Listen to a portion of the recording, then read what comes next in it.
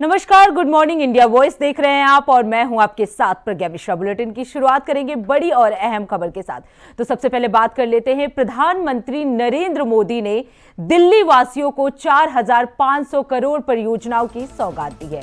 उन्होंने housing for all के संकल्प के तहत दिल्ली के अशोक विहार स्थित स्वाभिमान अपार्टमेंट में इन सीटू स्लम पुनर्वास परियोजना के तहत झुग्गी बस्तियों में रहने वाले लोगों को फ्लैट की चाबियां सौंपी। इस दौरान पीएम ने दिल्ली की आम आदमी पार्टी सरकार पर जमकर निशाना साधा।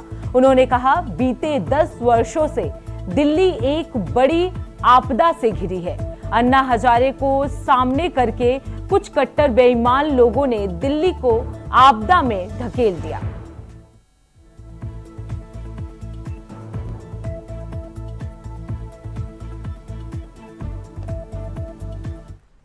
साथियों, एक तरफ दिल्ली में शिक्षा व्यवस्था के लिए केंद्र सरकार के प्रयास है, वहीं दूसरी तरफ यहां की राज्य सरकार का कोरा झूठ भी है। दिल्ली में जो लोग राज्य सरकार में पिछले 10 साल से उन्होंने यहां की स्कूली शिक्षा व्यवस्था को बहुत नुकसान पहुंचाया। हालात ये हैं कि समग्र शिक्षा अभियान के तहत जो पैसे भारत सरकार ने दिए, ये दिल्ली में ऐसी सरकार बैठी है जिसको दिल्ली के बच्चों के भविष्य की परवाह नहीं है। जो पैसे शिक्षा के लिए भारत सरकार ने दिए, आधे पैसे भी पढ़ाई के लिए खर्च नहीं कर पाए लोग। लेकिन बीते 10 वर्षों से दिल्ली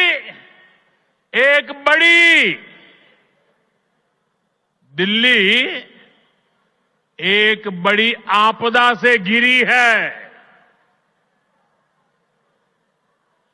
अन्ना हजारे जी को सामने करके कुछ कट्टर बेईमान लोगों ने दिल्ली को आपदा में धकेल दिया। शराब के ठेकों में घोटाला, बच्चों के स्कूल में घोटाला, गरीबों के इलाज में घोटाला, प्रदूषण से लड़ने के नाम पर घोटाला, भर्तियों में घोटाला। ये लोग दिल्ली के विकास की बात करते थे, लेकिन ये लोग आपदा बनकर दिल्ली पर टूट पड़ी है। ये लोग खुलेआम भ्रष्टाचार करते हैं, फिर उसका महिमा मंडन भी करते हैं। एक तो चोरी, ऊपर से सीना चोरी।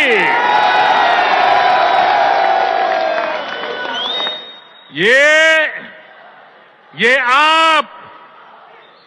आपदा दिल्ली पर आई है और इसलिए दिल्ली वालों ने आपदा के विरुद्ध जंग छेड़ दी है। दिल्ली का वोटर दिल्ली को आपदा से मुक्त करने की ठान चुका है। भारत को दुनिया का बड़ा मैन्युफैक्चरिंग हब बनाने का वर्ष होगा। ये वर्ष युवाओं को नए स्टार्टअप और एंटरप्रेन्योरशिप में तेजी से आगे बढ़ाने का वर्ष होगा। ये वर्ष कृषि क्षेत्र में नए कीर्तिमानों का वर्ष होगा। विमेन लेड डेवलपमेंट के हमारे मंत्र को नई ऊंचाई देने का वर्ष होगा। ये वर्ष ईज ऑफ लिविंग बढ़ाने, क्वालिटी ऑफ लाइफ बढ़ाने का वर्ष होगा। आज का ये कार्यक्रम भी इसी संकल्प का एक हिस्सा है। अब रुक करते हैं अगली खबर की। दिल्ली के पूर्व सीएम अरविंद केजरीवाल ने कहा कि आपदा दिल्ली में नहीं भाजपा में आई हुई है। भाजपा के पास ना तो सीएम फेस है और ना ही एजेंडा। पूर्व सीएम ने कहा कि हमने दिल्ली में इतने काम किए हैं कि घंटों तक गिना सकते हैं।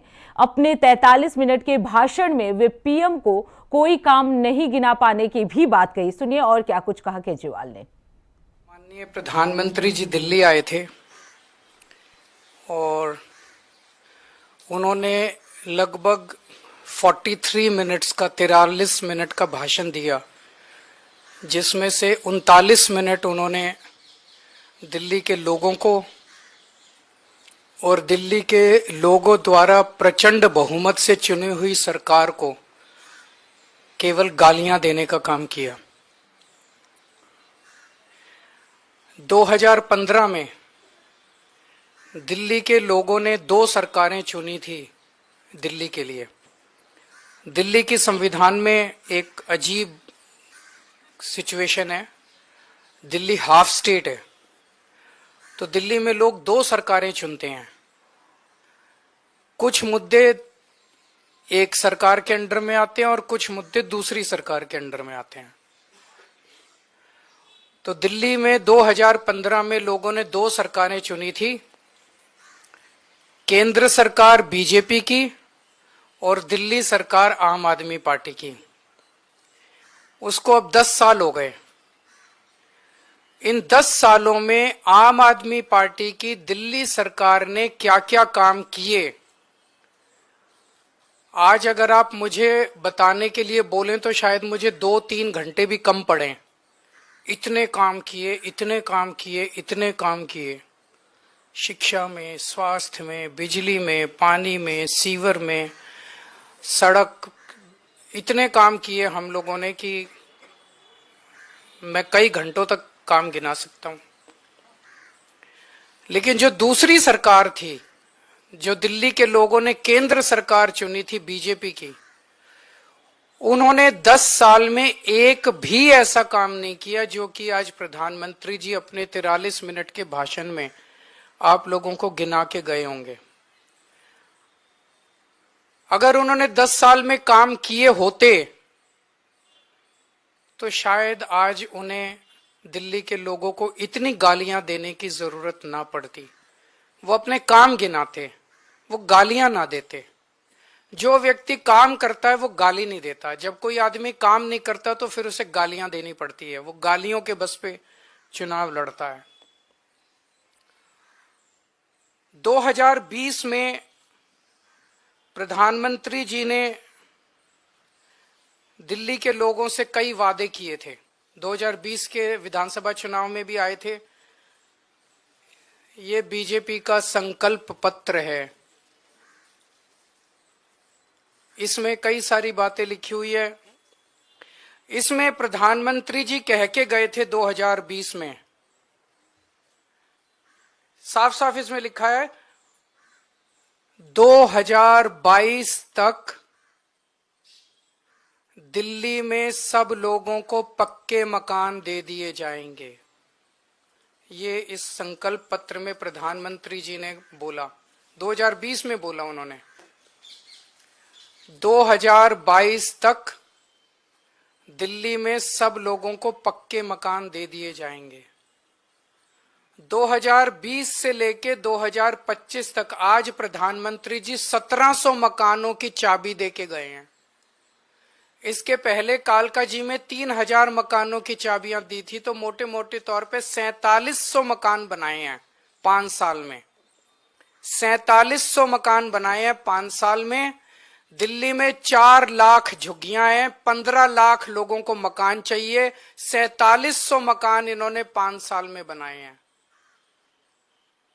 मुझे लगता है कि शायद 200 साल का प्रोग्राम बीजेपी ने बनाया है। ये संकल्प पत्र 5 साल का नहीं है, 200 साल का है।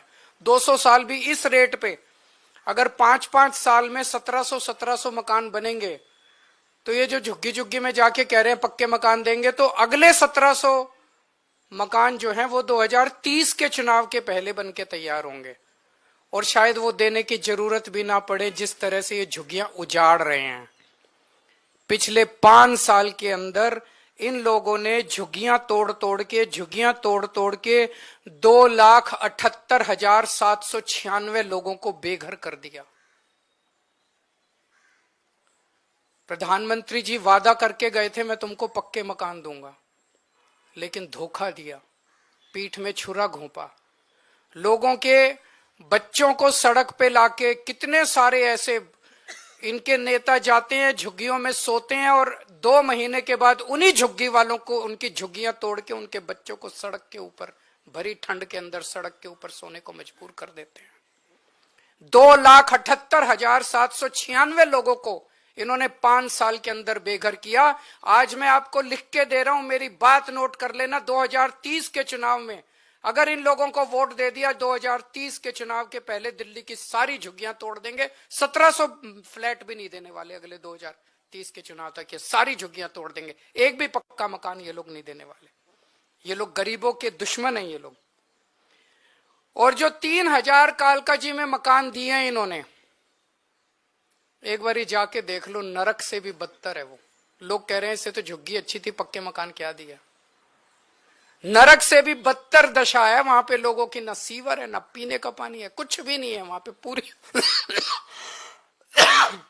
पूरी बुरी हालत है वहां पे लोगों की जो कालकाजी के अंदर रह रहे हैं। तो फिलहाल रुकते एक छोटे से ब्रेक के लिए। ब्रेक के बाद जल्द लौटेंगे। देखते रहिए इंडिया वॉइस। ब्रेक के बाद एक बार फिर आप सभी का स्वागत है। रुक करते हैं अगली खबर की। मुख्यमंत्री योगी आदित्यनाथ ने ट्रांसपोर्ट नगर में 2 करोड़ 17 लाख रुपए की लागत से बनाए गए रैन बसेरा का लोकार्पण किया, जहां मुख्यमंत्री योगी आदित्यनाथ ने कहा किसी भी सभ्य समाज में अंतिम पायदान के व्यक्ति तक सुविधा उपलब्ध कराने का प्रयास होना चाहिए। सरकार इस दिशा में पूरी प्रतिबद्धता से प्रयत्नशील है। सरकार का ये संकल्प कि भीषण शीतलहर में कोई भी व्यक्ति खुले में सोने और ठंडे में ठिठुरने को मजबूर ना हो, इसके लिए आश्रय गृहों की व्यवस्था, कंबल वितरण सहित सभी आवश्यक इंतजाम किए गए हैं।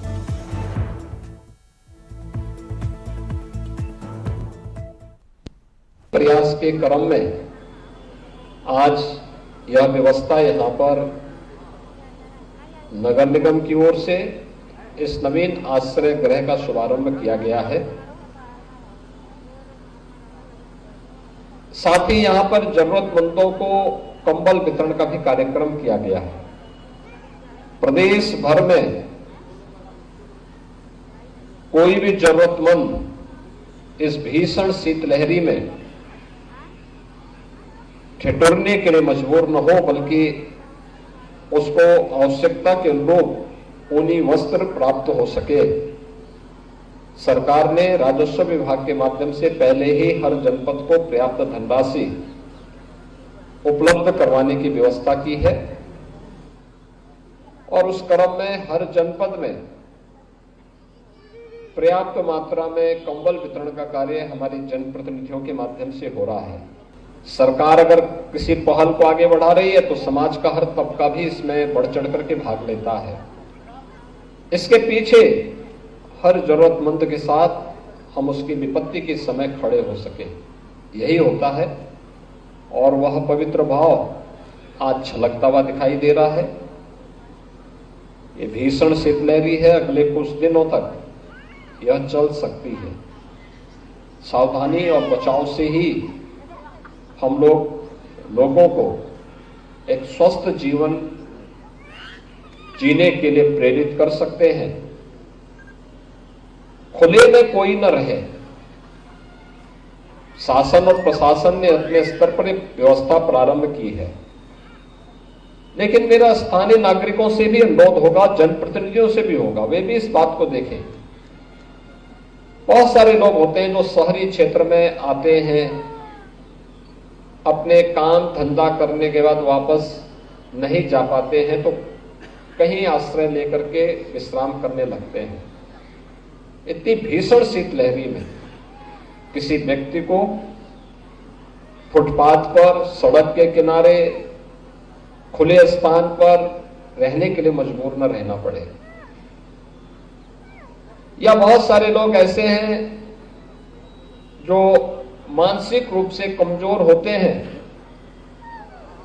और घर से निकल गए, वापस घर नहीं पहुंच पा रहे हैं। उन लोगों, वे लोग भी जहां तहां पड़े रहते हैं। एक मानवीय संवेदना ये कहती है कि हम उनको हॉस्पिटल में या उचित आश्रय गृह में पहुंचा सके जहां उनके उपचार की व्यवस्था भी हो सके, और उपचार होने पर वे स्वस्थ हो जाते हैं। बहुत सारे ऐसे होते हैं जो शहरी क्षेत्र में काम धंधा ढूंढने के लिए आए हैं। कोई रिक्शा चला रहा है, कोई सब्जी बेच रहा है, कोई ठेला लगा रहा है, लेकिन उसके पास कोई आश्रय नहीं होता, इतनी कमाई नहीं होती उसकी प्रतिदिन की वहां की कोई कमरे को किराए पे ले सके। उन लोगों को भी आवश्यकता पड़ने पर ऐसे आश्रय गृहों पर हमें रखने की व्यवस्था करनी चाहिए। सुरक्षा का ध्यान आज के दिन पर सबसे महत्वपूर्ण है। एक तरफ जहां प्रशासन और पुलिस इसके लिए सचेत है, सक्रिय है, समाज को भी देश के और समाज के उन दुश्मनों से सचेत रहने की आवश्यकता है जो सुरक्षा में सेंध लगा करके निर्दोष लोगों को इसका शिकार बनाने का प्रयास करते हैं। ये आश्रय गृह हर एक जरूरतमंद को उसकी आपदा के समय, सर्दी हो, बाढ़ हो, भीषण गर्मी हो, उसमें आश्रय का काम कर पाएगा। इस विश्वास के साथ मैं नगर निगम को इस शुभारंभ के लिए हृदय से बधाई देता हूं। स्थानीय जनप्रतिनिधियों को भी इसके लिए बधाई देते हुए आज जिन लोगों को कंबल वितरण होगा उनको भी बधाई देता हूं, और जो कोई बच जाएंगे उनके नाम नोट करके प्रशासन इस बात को जरूर नोट करेंगे कि उन लोगों तक भी कंबल अवश्य पहुंच जाए, जिससे हर जरूरतमंद इस योजना का लाभ ले सके। अब रुक करते हैं अगली खबर की। खबर सीतापुर से है, जहां प्लास्टिक के इस्तेमाल पर रोक लगाने के उद्देश्य से ईओ ने दुकानों पर छापेमारी की है, जिसमें एक दुकान से 50 किलो पॉलिथीन बरामद हुई है। उस पर ईओ ने 50,000 का जुर्माना भी लगाया है। आपको बता दें कि ईओ का इस कार्रवाई में लगभग 1 लाख रुपए का चालान भी काटा गया। पॉलिथीन हटाओ अभियान का वीडियो जो है वो सोशल मीडिया पर तेजी से वायरल हो रहा है। शासन द्वारा 2 अभियान चलाए गए हैं, एक है आरंभ अभियान और एक है प्लास्टिक उन्मूलन अभियान। इसमें क्योंकि जानते हैं कि पहले से रोक लगी है प्लास्टिक और थर्माकोल से बनी वस्तुओं पे, जो कि वातावरण को नुकसान कर रही है, और साथ ही साथ नगरों में गंदगी का बहुत बड़ा कारण भी है, नालियाँ जाम हो रही हैं। तो इसीलिए समय समय पर अभियान चलाया जाता रहा है ताकि जो प्लास्टिक के प्रतिबंध है, जो रोक है प्लास्टिक पे, उसको प्रभावी तरीके से लागू किया जा सके। उसी के तहत ये फिर अभियान जो शासन द्वारा जो प्लास्टिक उन्मूलन अभियान और आरंभ अभियान है, उसी के तहत हर निकाय में चलाया जा रहा है। अपने यहाँ के प्लास्टिक के प्रतिबंध को कड़ाई से लागू किया जा सके, लोगों को प्रोत्साहित किया जाए ताकि लोग जो है प्लास्टिक के सामानों का प्रयोग ना करें, और दुकानदारों को प्रेरित करना कि वो जो उसके सब्स्टिट्यूट है, चाहे कागज के थैला हो, चाहे रिसाइकिल बैग हो, वो यूज करें, लोगों को दें, ताकि जो है ये मतलब एक तरह से प्लास्टिक से बनी जो भी चीजें हैं वो वातावरण से बाहर है। खबर अयोध्या से है, जहां राम लल्ला की वार्षिक प्राण प्रतिष्ठा की वर्षगांठ समारोह में 11 से 13 जनवरी तक किया जाएगा। मुख्यमंत्री योगी आदित्यनाथ समारोह का शुभारंभ करेंगे। 11 जनवरी को महाआरती होगी और कुमार विश्वास प्रवचन करेंगे, तो वहीं अनुराधा पौडवाल और मालिनी अवस्थी भी प्रस्तुति देंगी। अगर बात करें राम लीला का भी मंथन किया जाएगा। वहीं 11 से 13 जनवरी के बीच कई वीआईपी भी वहां पे मौजूद रहेंगे। इसके साथ ही कार्यक्रमों की तैयारी को लेकर डीएम, एसपी और कमिश्नर समारोह की तैयारियों में पूरी तरह से जुट गए हैं।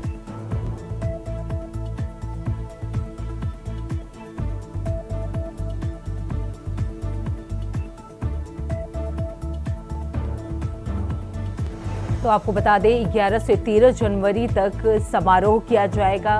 रामलला की वार्षिक प्राण प्रतिष्ठा के वर्षगांठ को मनाते हुए 11 से 13 जनवरी तक ये समारोह किया जाएगा। इस समारोह में कई वीआईपी भी जो है वो मौजूद रहेंगे। इसके साथ ही कई कलाकार मौजूद रहेंगे, अपनी अपनी प्रस्तुतियां देंगे। मालिनी अवस्थी से लेकर अनुराधा पौडवाल तक की जो कलाकार हैं वो मौजूद रहेंगे। संगीत का भी कार्यक्रम रहेगा। इसके साथ ही कई वीआईपी जो है वो इस दौरान मौजूद रहेंगे। तो आपको बता दें 11 से 13 जनवरी में एक बार फिर अयोध्या में एक कार्यक्रम किया जाएगा। प्राण प्रतिष्ठा का ये पूरा कार्यक्रम है। आपको बता दें इस दौरान सीएम योगी आदित्यनाथ जो है वो भी मौजूद रहेंगे।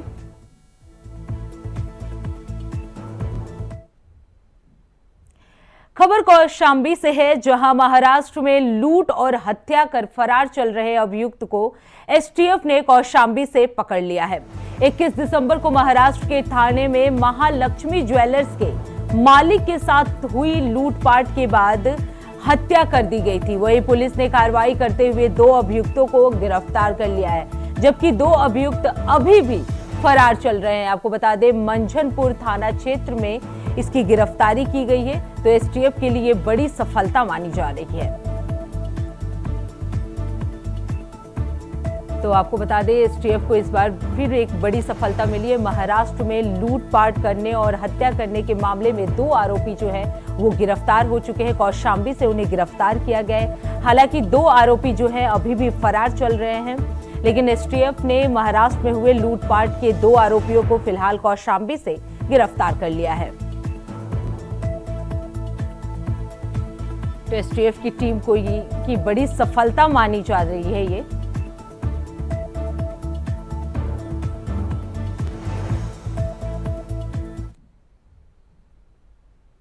तो फिलहाल इस बुलेटिन में इतना ही। देश दुनिया की तमाम बड़ी खबरों के लिए देखते रहिए इंडिया वॉइस। तब तक के लिए नमस्कार।